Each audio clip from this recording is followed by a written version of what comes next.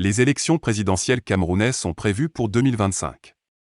La grande question qui préoccupe tout le monde est de savoir si le président du Rassemblement démocratique pour le peuple camerounais en abrégé RDPC, Paul Biya, âgé de 89 ans, se représentera aux élections.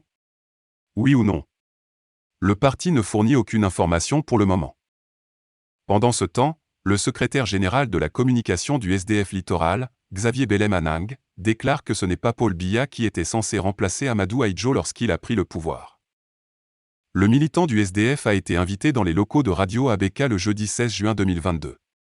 C'est depuis là-bas qu'il a donné son point de vue, s'accoudant sur les éléments d'information dont il dispose, sur la succession entre Amadou Ahidjo malade à l'époque et Paul Biya qui était jadis Premier ministre. En effet, le 4 novembre 1982, le président de la République du Cameroun, Amadou Ahidjo Babatoura, âgé autrefois de 58 ans, annonce sa démission pour s'occuper de son état de santé dégradant. Comme le prévoit la Constitution nationale, le Premier ministre Paul Biya, alors âgé de 49 ans à l'époque, a pris sa place. Xavier Belem Anang est convaincu que ce n'était pas la marche à suivre.